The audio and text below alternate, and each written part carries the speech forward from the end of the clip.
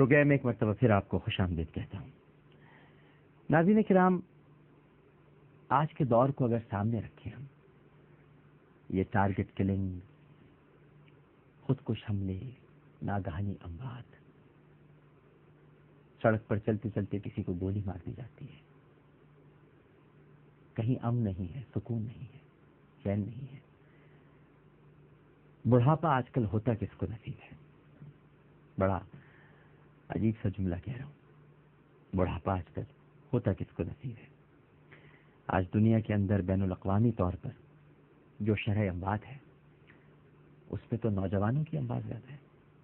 یہ سڑکوں گلیوں میں جو لوگ مارے جا رہے ہیں، ان کی عمریں دیکھیے، 23 سال، 24 سال، 30 سال، 35 سال، اور جو خودکش حملے کر رہے ہیں وہ 16 سال، 18 سال، 20 سال۔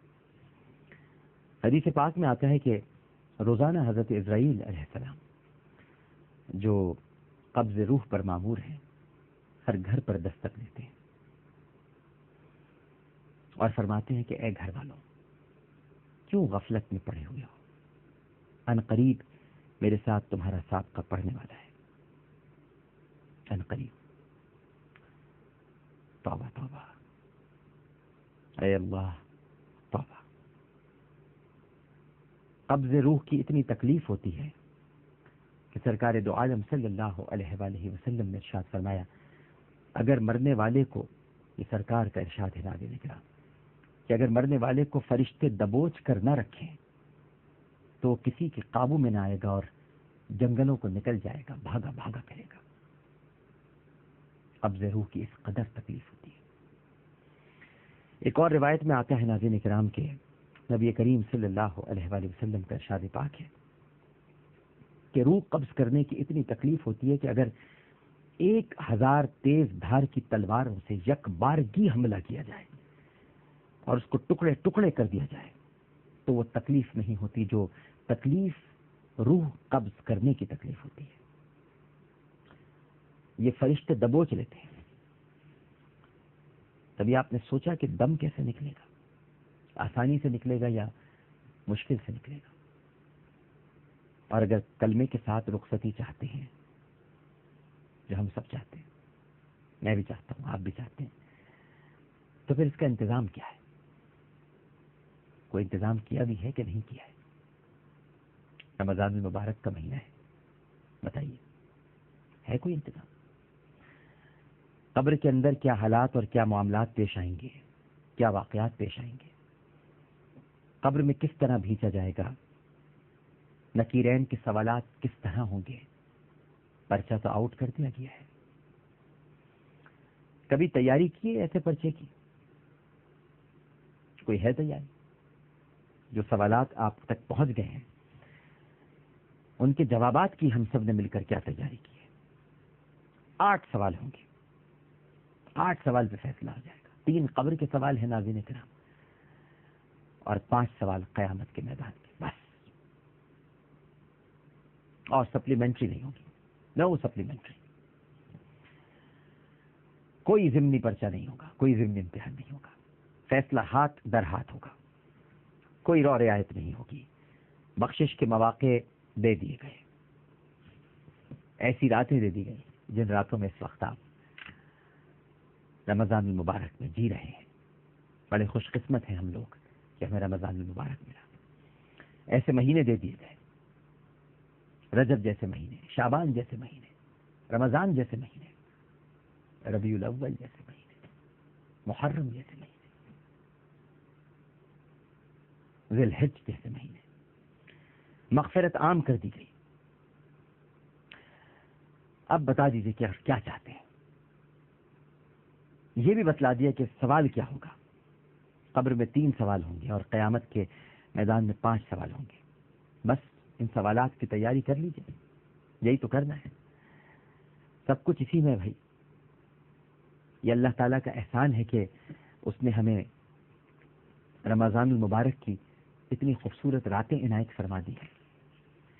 ان راتوں میں نبی کریم صلی اللہ علیہ وآلہ وسلم رات رات بھر عبادت کیا کرتے تھے۔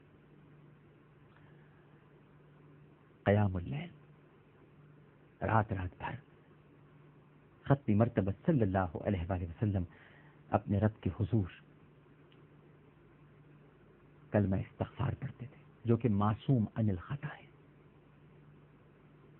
جن کے بارے میں یہ تصور بھی بڑے ادب کے ساتھ عرض کروں کہ کفر ہے کہ آپ سے کوئی خطا سرزد ہو گئی، کفر ہے یہ تصور بھی، لیکن اس کے باوجود آپ استغفار کرتے ہیں امت کی تعلیم کے لیے۔ اور بعض روایتوں میں آتا ہے کہ جب آدمی صدق دل سے گناہوں کا معترف ہو کر شرمندگی اور ندامت کے ساتھ دو رکعت نماز توبہ اس طرح پڑھتا ہے کہ پہلی رکعت میں قل یا ایھا الکافرون اور دوسری میں قل ھو اللہ احد، اور پھر سلام پھیرنے کے بعد التحیات کی ہیئت میں بیٹھا رہتا ہے اور 70 دفعہ اپنے گناہوں پر استغفار کرتا ہے کہ استغفر اللہ واتوب الیہ، استغفر اللہ واتوب الیہ، استغفر اللہ واتوب الیہ، تو وہ مصلی سے اٹھنے بھی نہیں پاتا کہ اس کی اور اس کے ماں باپ کی مغفرت کر دی جاتی ہے اور جنت کا فیصلہ سنا دیا جاتا ہے۔ بعض روایتوں میں نبی کریم صلی اللہ علیہ وآلہ وسلم ارشاد فرماتے ہیں کہ گناہوں سے توبہ کرنے والا تو ایسا ہے کہ جیسا اس نے گناہ کیا ہی نہ ہو۔ توبہ کے لیے 4 باتوں کی ضرورت ہے ناظرین کرام۔ جو ہم نے گناہ کیے ہیں، چھوٹے بڑے، ظاہری باطنی، دانستہ غیر دانستہ، ان پر پشیمان اور شرمندہ ہونا چاہیے۔ ہم مجرم ہیں، ہم قصوروار ہیں، اللہ تعالیٰ نے مہربانی فرمائی ہوئی ہے، ستاری فرمائی ہوئی ہے، ستار العیوب ہے، عیوب پر پردے ڈالتا ہے، ہمارے گناہوں کو چھپایا ہوا ہے۔ اگر ہمارے عیب اور گناہ کھل جائیں، سوچئے تھوڑی دیر کے لیے، اور ہمارے یہ سارے سطر ظاہر ہو جائیں، تو کیا ہم پر کوئی تھوکنے کے لیے بھی تیار ہوگا؟ سچ کہہ رہا ہوں، ہم پر کوئی تھوکنے کے لیے بھی تیار نہیں ہوگا۔ تو پہلی بات یہ کہ گناہ پر شرمندہ ہونا، نادم ہونا دلی دل میں، اور دوسری بات یہ ہے کہ جن گناہوں کو ہم کر رہے تھے اب ان گناہوں کو چھوڑ دیا جائے، توبہ اسی کو کہتے ہیں۔ اور تیسری بات یہ کہ پختہ ارادہ کر لے کہ جو گناہ میں نے کیے تھے اب ان کے قریب نہیں جاؤں گا، اور اللہ تعالیٰ سے مدد مانگ لے اس بارے میں۔ اور چوتھی بات یہ ہے ناظرین کرام کہ کسی کا مالی حق ہو یا جانی حق ہو تو وہ ادا کر دے یا معاف کر دے یا کرا لے۔ جب آدمی کیے پر پچھتاتا ہے اور کیے ہوئے کو چھوڑ دیتا ہے اور آئندہ بچنے کا پختہ ارادہ کر لیتا ہے تو اللہ سبحانہ و تعالی اس کو ایسا معاف کرتا ہے کہ جیسے وہ ابھی ابھی اپنی ماں کے پیٹ سے پیدا ہوا ہے۔ اتنا پاک و صاف کر دیتا ہے میرا پروردگار۔ یہ اللہ تعالیٰ کا احسان ہے ناظرین۔ یہ مقدس راتیں، یہ برکت والی راتیں، یہ برکت والے دن اللہ تعالیٰ نے ہمیں نصیب فرما دیے، اور مغفرت اور نجات اسی مہینے میں پوشیدہ ہے۔ اس کے ہر عشرے میں کوئی نہ کوئی تحفہ ہے، تحفے کو حاصل کر لیجیے۔ اللہ تعالیٰ نے یہ مبارک مہینہ بلا استحقاق حضور اکرم صلی اللہ علیہ وآلہ وسلم کے وسیلے سے ہمیں عطا فرمایا ہے۔